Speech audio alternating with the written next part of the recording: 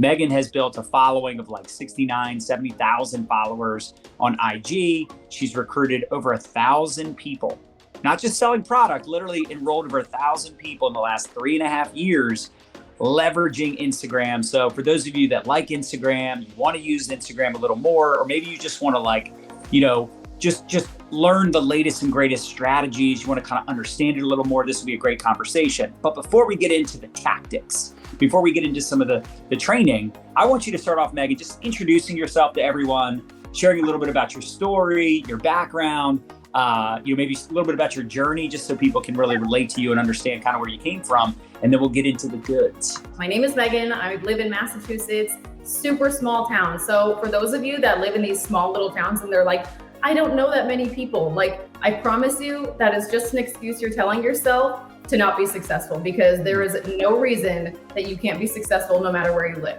I started about 3.5 years ago with just products. I was just looking for, something to feel better.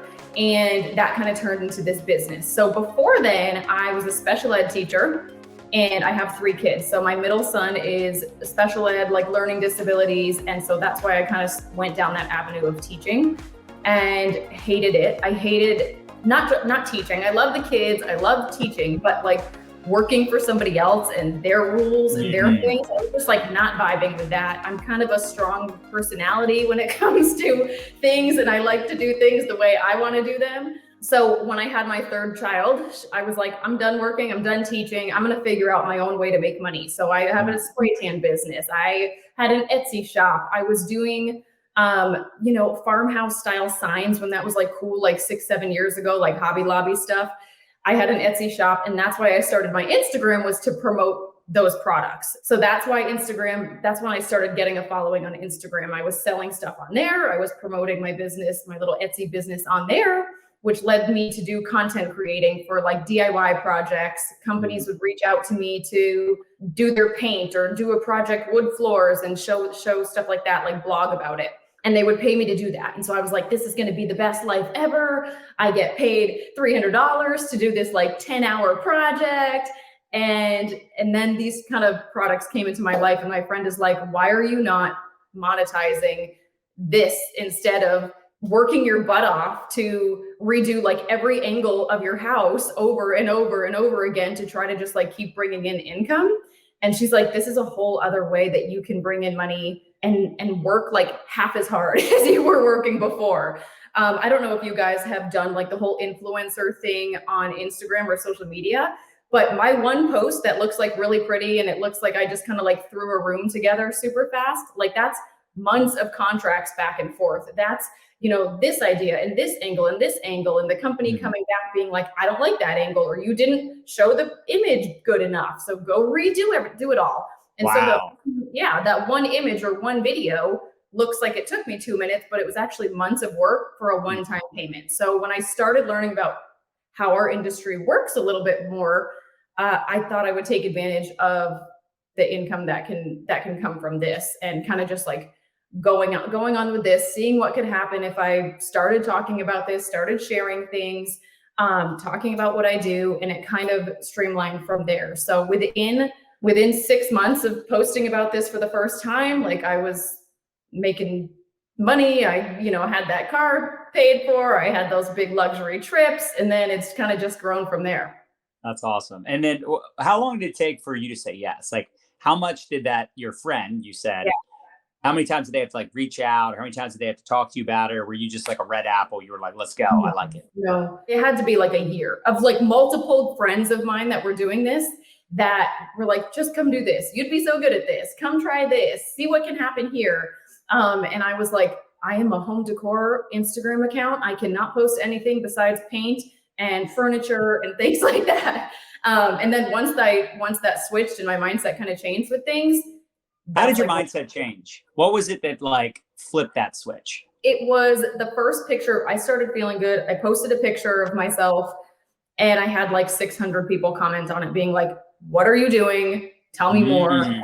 I was like, okay, like maybe this is what my people want to see more of. This is what my followers want to see more of. What's working today? Let's pivot into what do you see? What are some examples of things that work today when it comes to Instagram? Because Instagram is a little bit of a different beast than Facebook and TikTok. Yeah, it totally is. And it's always changing. So what was working for me then is different from what's working for me now. And what's working for me now is going to be different in a week from now, because that's how Instagram rolls. And that's just the way it is. The trust and building that trust with your following is so important, because once you build that trust, and this is years of like me showing my face on stories, talking to them, like getting my followers to know me more, saying like, this is what I'm doing today, or this is what I'm dealing with now, like talking about points in my life and maybe struggles that are going on in my life, or just talking about like what I got at Trader Joe's that day, like building that trust.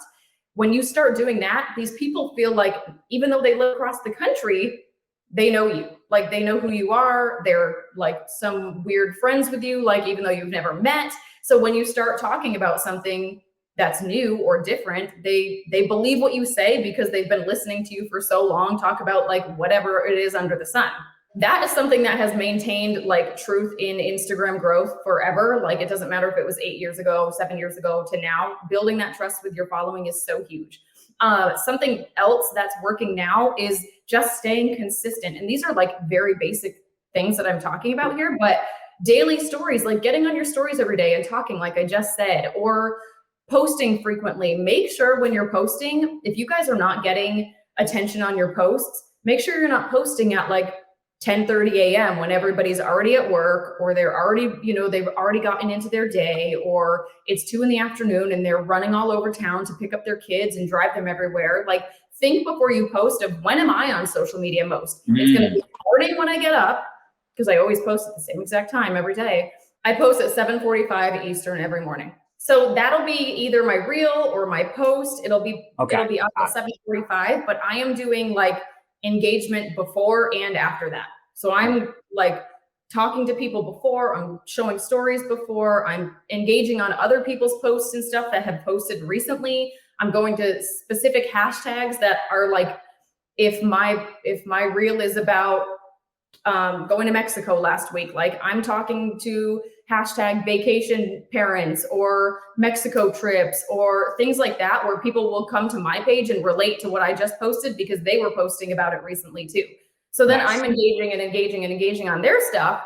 Then I post, and then they come back and they're like, Instagram is this big community and you get rewarded for, actually communicating with other people. And then they come and comment on my stuff, and then there's new followers. Love that. Isn't it amazing though? Like how to you, this is so basic. And some people are like, oh yeah, I guess I should focus on that law of reciprocity where it's like, I'm giving what I want to get. Like makes sense. If I want to get more engagement, more followers, I want more people to pay attention to me, I should probably give attention. I can't just post and pray, post and ghost. Are you batch creating your content? If I do, it's like maybe 1 or 2 for a week, but I find that if I'm doing like batching content and stuff, I don't feel like it's as authentic as I want it to be. So if I'm doing specific videos on like tips or things like that, I'll do those and then space them out, within weeks down the road. But if it's just stuff that's on my mind, it's usually like the night before that I'm throwing it together, or that morning when it's like, okay, this is a great idea, or I saw something that was a pain point for somebody, so now I'm going to post about it and get that attention.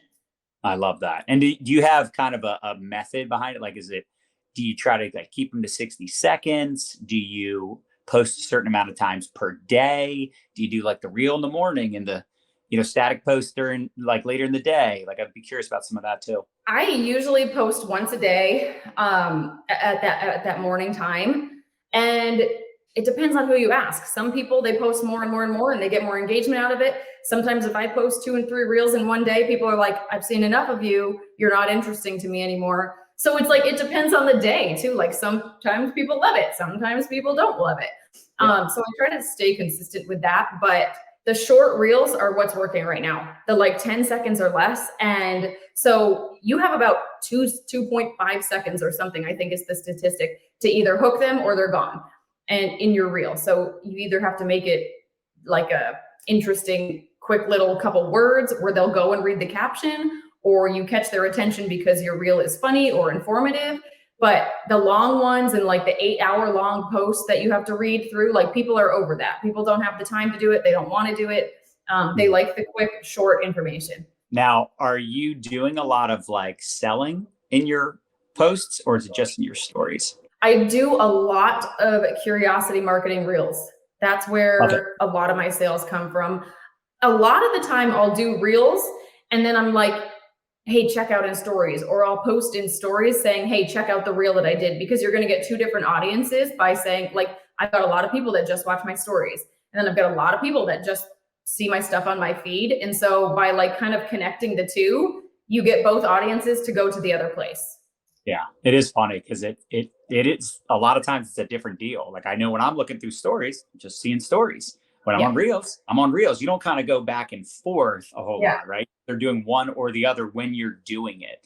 So a lot of your curiosity reels are product focused or business? I try to keep it even. I try to space it out with one or the other. I think, I don't want to be like shoving product down people's throats 5 times a day in reels and reels and reels, because then they know that that's all they're going to get on my page. So I try to get, I'll post a product curiosity post, and then I'll post business one, and then I'll post, my projects around the house type of reel. And so it keeps like all the different audiences. I love that you do some product stuff, you do some travel stuff, some business stuff, DIY stuff. I think that's really cool. And then how much are you posting in your stories? Do you have a method to that, or you just kind of depends on the day? I know that I'm talking on stories every single day. Like I'm getting on there. It doesn't matter if it's 1 slide or 20 slides. I feel like most people get the most action on their stories if your first story of the day has like a call to action. If you're posting like, hey guys, like what's your favorite product at the grocery store? And they can comment in the little box, or they can slide the bar. Like your story views will go way up if you have that in the first story of the day. So just showing your face in there every single day. It doesn't really matter what you're talking about. And there's those days where if I'm posting on my feed, whether it's a reel or a static post, that's when I'm in stories being like, hey, if you didn't see that, go check it out. But if you want more information, here it is also, type of thing. Yeah. And just connect the two. And then how proactive are you with like connecting, like, reaching out to people, new followers, people that comment? Are you like messaging people or only kind of just responding? So when I get new followers, I just started doing this actually because I think it's really important to build community again. Is every new follower I'm messaging, oh my gosh, if, just saying like, hey, thanks for following me. I appreciate you. Can't wait to, hope my content is what you're looking for, or hope it's interesting to you, or I can't wait to know more about you. I followed you back type of stuff. Just getting them in those small conversations. Not only is that gonna make you become like friends, but your stuff pops up more in their algorithm if you're having conversations with them. So it's super, super important to just take the time to do that. I know it's a little time consuming, but we're in network marketing, so we have to network. Like that's the part of it. Yeah. What a concept. I know, it's bizarre. What about live videos? Do you do live Instagram shows? Do you pop in there randomly? What's that look like for you?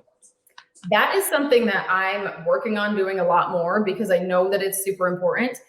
If you go live, so especially if I have like a good post that I want a lot more people to see, and sometimes it's just like, it's hidden a little bit in the algorithm.